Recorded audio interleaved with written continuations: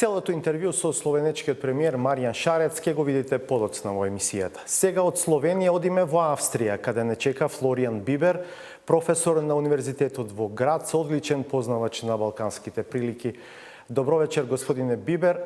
Што според вас е вистинската причина за француското одбивање за отворање на пристапните преговори со Северна Македонија и со Албанија? Добро вечер.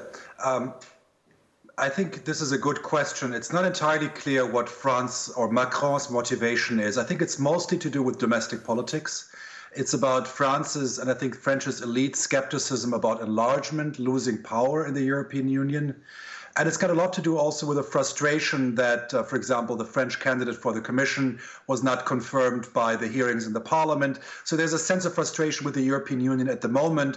And I think Macron has, in a certain way, put it out against those two countries. And again, we see very little criticism of Macron towards the policies of the governments of North Macedonia and Albania, but much more towards the European Union and its partners in the European Union. И вие сте свесен делот од изјавата на Макрон по Европскиот совет, што предизвика најмногу вознемиреност во јавноста и во Северна Македонија, и во Албанија, и пошироко во регионот, е пораката дека можеби не треба сите земји кандидати да завршат како полноправни членки на Европската Унија, туку дека можеби треба да се размислува да им се понуди еден вид на привилегирано партнерство. Како ја разбирате оваа порака на Макрон? Дали тој практично објави крај на процесот на проширување на Европската Унија? I don't think President Macron has support for this kind of idea to give up on the prospect for EU membership for all the countries of the Western Balkans. I think he is very much alone with this view.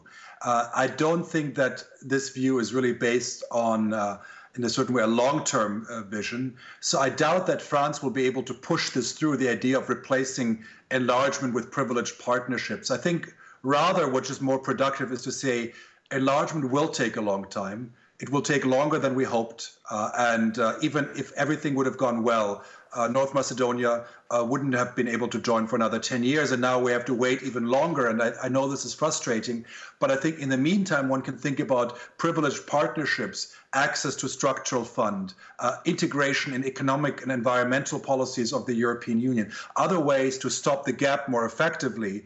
But I think the Macron idea that there's any kind of notion of having a privileged partnership, something like the EU has with Ukraine, is viable after offering membership for 20 years to the Western Balkans seems just ridiculous, and I don't think that's going to be accepted elsewhere in the EU. Што е со улогата на Германија? Што мислите вие? Дали Ангела Меркел доволно силно притискаше за позитивна одлука минатата недела во Брисел?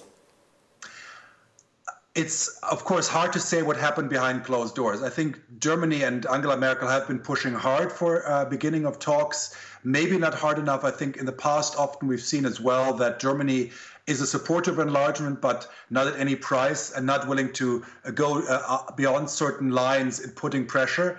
But I think what we saw is not just Germany, but a vast majority of EU member states supporting enlargement, especially talks with North Macedonia. And I think that's what I would take out of it. Many countries negotiated for hours with France when they could have also easily said, oh, France doesn't want it, let's give up, let's not even try. So in that sense, I take this as maybe one of the encouraging signs that there are many allies who are pushing for enlargement within the European Union. But it's always one who can block it all if they are determined enough. And that's the frustrating reality of the enlargement process. Како што знаете, последицата од сево ова е тоа што Северна Македонија ќе оди на нови предвремени избори на 12 април, откако премиерот Заев рече дека сака да го врати мандатот кај граѓаните. Го следите ли овој развој на настаните во Северна Македонија? Што мислите за него и генерално за последиците од сето ова пошироко во регионот?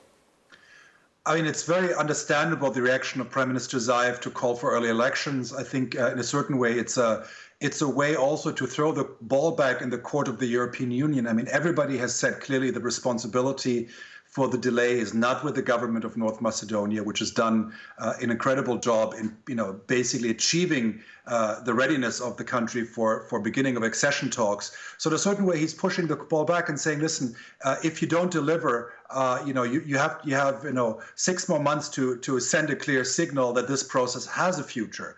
So in that sense, I think it's understandable. Of course, it's a risky strategy because unfortunately, we're not having a European consensus, a reform consensus across the region, not just in North Macedonia.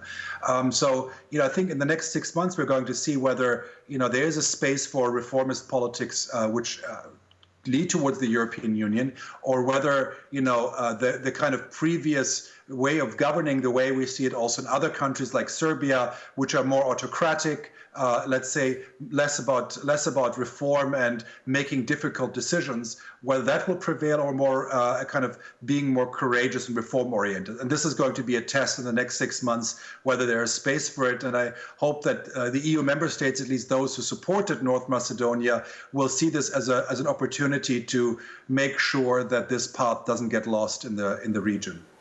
Gospodine Bibер, ви благодарам за ovo интервју.